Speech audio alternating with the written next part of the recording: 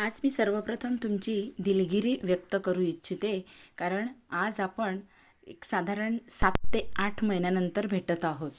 तर माझी काही कारणं होती. त्या कारणासाठी मी एवढे महिने तुम्हाला व्हिडिओ देऊ शकले नाही.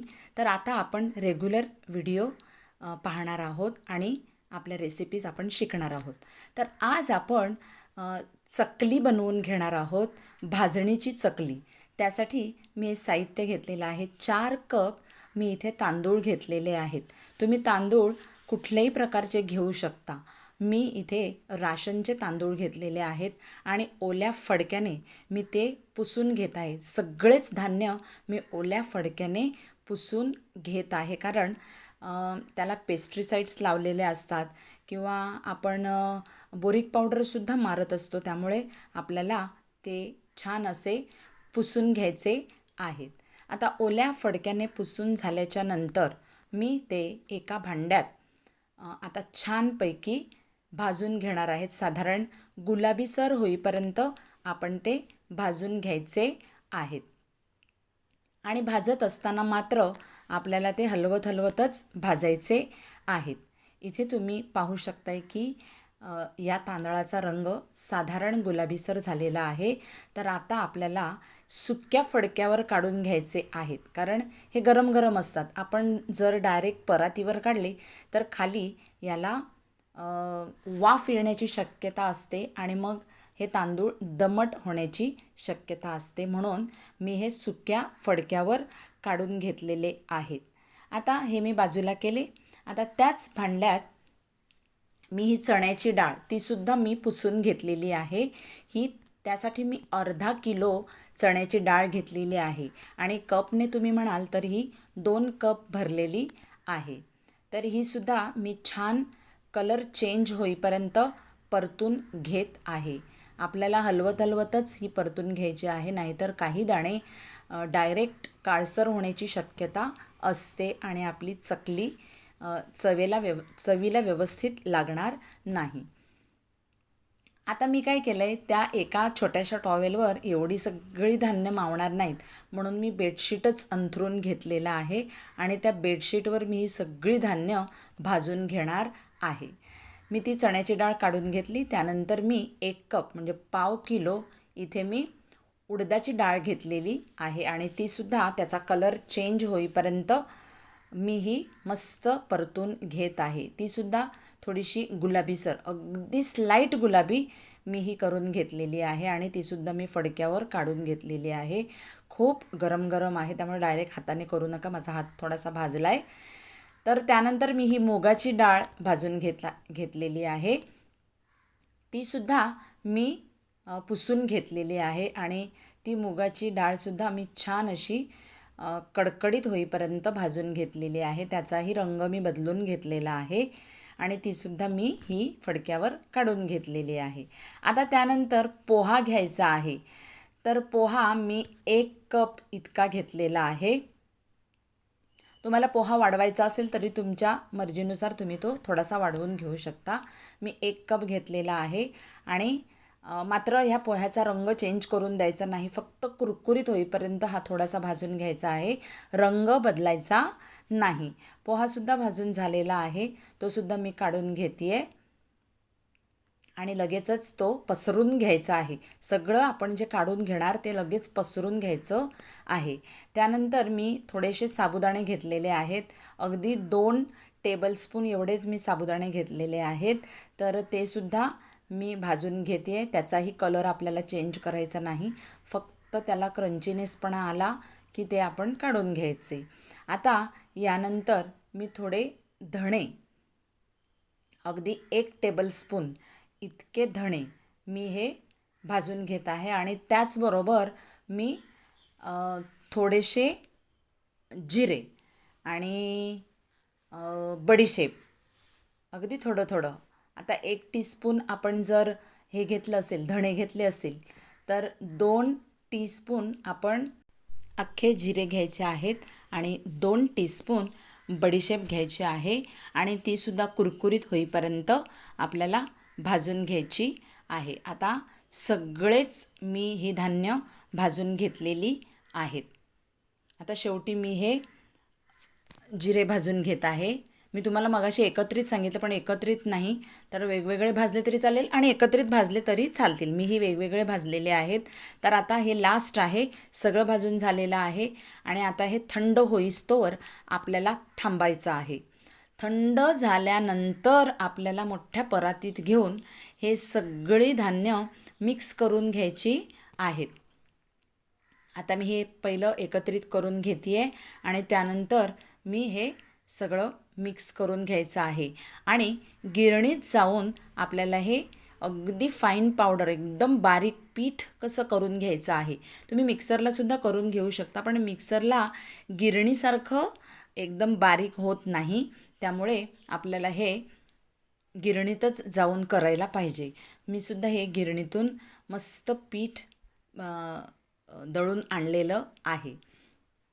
आता आपल्याला हे ह्याच्यात चकल्या पाडून घेण्यासाठी पीठ तयार करून घ्यायचं आहे. तर मी एका भांड्यात 3.5 कप इतका पाणी घेत आहे. आता 3.5 कप पाणी हा खळखळून गरम करायचा आहे, एकदम उकळून घ्यायचा आहे आणि उकळून होतोय तोपर्यंत आपण पीठ तयार करून घेऊया. आता पीठ मी घेतलेलं आहे. यासाठी मी 4 कप इतकं पीठ घेतलेलं आहे. त्यानंतर त्यात मी चवीपुरतं मीठ घातलेलं आहे. 2 टीस्पून मी काश्मीरी मिरची पावडर घातलेली आहे. पाव टीस्पून मी हळद पावडर घातलेली आहे. 1 टेबलस्पून मी सफेद तीळ घातलेले आहेत आणि अगदी थोडेसे, म्हणजे अगदी हाफ टीस्पून इतके मी ओवासुद्धा घालून घेतलेले आहेत. कारण ओवामुळे चवसुद्धा छान येते आणि त्याचा वातसुद्धा कमी होतो. आणि अगदी थोडंसं, अगदी 2 ते 3 चिमूटभर मी ह्यात हिंग घातलेला आहे. आता पाणी उकळत मी बाजूला ठेवलेला आहे, तो अजून उकळलेला पण नाही. त्यात मी 2 टेबलस्पून इतकं बटर घालून घेतलेलं आहे. इथे बघा पाणी खळखळून उकळत आहे. आता त्यात हे डायरेक्ट संपूर्ण पीठ घालून घ्यायचं आहे आणि एका चमच्याच्या साहाय्याने लगेचच आपल्याला ते पाण्याबरोबर अख्खं मिक्स करून घ्यायचं आहे. जसे आपण रोट्या किंवा भाकरी बनवण्यासाठी पीठ वाफवून घेतो ना, तसंच हे पीठ वाफवून घ्यायचं आहे. हे मी वाफवलेलं आहे.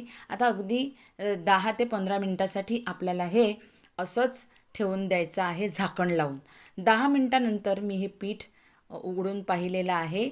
याला थोडासा गरमपणा कमी झालेला आहे. आता मी हे मोठ्या परातीत काढून घेत आहे. इथे तुम्ही पाहू शकताय.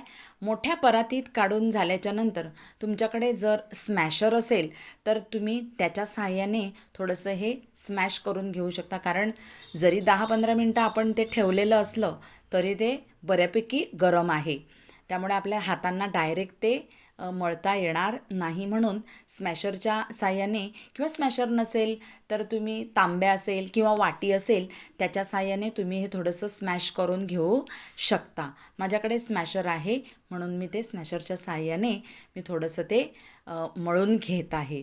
अगदी थोडंसं हलकं असं कोमट असतानाच आपल्याला गरम पाण्यातच थोडासा हात बुडवून हे मळून घ्यायचं आहे. जास्त पाणी वापरायचं नाही.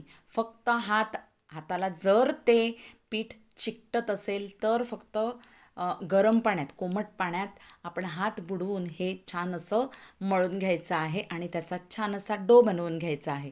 आता त्यातलंच मी हे थोडंसं पीठ काढून घेतलं आहे आणि बाकीचा गोळा मी बाजूला एका भांड्यात काढून घेत आहे. आणि हा जो मी थोडासा गोळा काढलेला आहे तो छान असा मळून घेत आहे. आणि तो मळल्याच्या नंतर मी, माझ्याकडे चकली मेकर आहे. तुमच्याकडे सोऱ्या असेल तर तुम्ही सोऱ्यातसुद्धा त्या चकल्या बनवून घेऊ शकता. माझ्याकडे अशा प्रकारचं चकली मेकर आहे. त्यात मी चकल्या पाडून घेते. पण चकल्या पाडण्याआधी किंवा त्यात हा पोर्शन घालण्याआधी, पीठ घालण्याआधी आपण हे जे चकली मेकर आहे त्याला आपण तेल लावून घ्यायचं आहे. कारण हे असंच जर टाकलं तर हे पीठ या चकली मेकरला चिकटण्याची शक्यता असते. म्हणून आपण हे प्रत्येक वेळेला हे ग्रीस करून घ्यायचं आहे. एक गोळा संपला पुन्हा हे ग्रीस करायचं. प्रत्येक वेळेला आपल्याला हे ग्रीस करून घ्यायचं आहे. चला आता आपण झाकण लावून ह्याच्या छान अशा चकल्या पाडून घेऊया. लक्षात ठेवायचं, हे पीठ व्यवस्थित वाफवून घेतलं पाहिजे, व्यवस्थित मळलं गेलं पाहिजे, त्यात बटरसुद्धा प्रमाणात पडलं पाहिजे, तरच तुमच्या चकल्या व्यवस्थित पडतील. नाहीतर चकल्या पाडत असताना आपल्या चकल्या तुटण्याची शक्यता आहे. इथे तुम्ही पाहू शकताय की मी इथे छान अशा चकल्या पाडून घेत आहे. माझी चकली अजिबात तुटत नाही कुठेच, म्हणजे आपलं हे पीठ परफेक्ट झालेलं आहे. आपलं प्रमाणसुद्धा एकदम परफेक्ट आहे. अशा प्रकारे सगळ्या चकल्या एकदाच पाडायला जायचं नाही. अशा 6-7 पाडायच्या आणि तेवढ्याच तळायला ठेवायच्या. तळता तळता आपल्याला लो टू मिडियम गॅसवरच त्या तळून घ्यायच्या आहेत आणि व्यवस्थित शिजल्या पाहिजे. आणि एकदा आपण या चकल्या तेलात सोडल्या की नंतर ह्या शिजेपर्यंत आपण अजून 5-6 चकल्या चकली मेकरनी बनवून घेऊ शकतो. तिथे तुम्ही बाजूला पाहू शकताय की इथे चकली फ्राय होत असताना मी तिथे नेक्स्ट जी बॅच आहे तीसुद्धा मी चकल्या पाडून ठेवलेल्या आहेत. आणि इथे आता मी ह्या फिरवूनसुद्धा घेत आहे. इथे चकल्या मस्तपैकी कुरकुरीत अशा फ्राय झालेल्या आहेत. आता फ्राय झाल्यात हे ओळखायचं कसं, तर हे बघा, मगाशी केवढे बुडबुडे येत होते, आता बुडबुडे एकदम कमी झालेले आहेत. म्हणजे ही खूण आहे की तुमचा पदार्थ छान असा शिजलेला आहे. आता या स्टेजला आपल्याला या चकल्या काढून घ्यायच्या आहेत. तर मी टिश्यू पेपरवर ह्या चकल्या मस्त काढून घेत आहे. आणि या बाजूला बघा तुम्ही, मी चकल्या इथे पाडून घेतलेल्या आहेत. या तळता तळता मी इथे चकल्या पाडलेल्या आहेत. आता या मी काढून घेते आणि या काढल्याच्या नंतर त्या चकल्या आपण पुन्हा याच तेलात फ्राय करून घ्यायच्या आहेत. आणि अशाच प्रकारे बॅच टू बॅच आपल्याला सगळ्या चकल्या तळता तळता तिथे पुढची बॅच पाडून घ्यायच्या आहेत. तर अशा प्रकारे मस्त कुरकुरीत असा स्नॅक्स आपल्या घरात आपण आपल्या मुलांसाठी खायला देऊ शकतो. अगदी भर पावसात किंवा कुठल्याही सणासुदीला म्हणा, किंवा आपल्याला जेव्हा भूक लागेल तेव्हा आपण ह्या चकल्या बनवून खाऊ शकतो. आपल्या मुलांना डब्यावरसुद्धा ह्या चकल्या आपण देऊ शकतो. तर अशा प्रकारे छान अशा चकल्या तयार झालेल्या आहेत. आता व्हिडिओ तुम्ही पाहिलेला आहे, तुम्हाला समजलेला आहे, समजून तुम्ही घेतलेला आहे. आणि आता काय करायचं आहे, तुम्ही मला माझ्या या व्हिडिओला एक लाईक द्यायचा आहे, मला कमेंट लिहायची आहे आणि सबस्क्राईबसुद्धा करायचं आहे. प्लीज प्लीज प्लीज माझ्या या चॅनलला तुम्ही नक्की सबस्क्राईब करा आणि लाईक द्यायला विसरू नका, मला कमेंट द्यायला विसरू नका. तुम्हाला व्हिडिओ आवडला आहे, नाही आवडला, समजला आहे, नाही समजला, माझं कुठं चुकलं आहे ते सुद्धा तुम्ही कमेंटमध्ये देऊ शकता. आणि मग आपण भेटूया पुढच्या अशाच एका छान आणि खुसखुशीत व्हिडिओमध्ये. तोपर्यंत बाय बाय.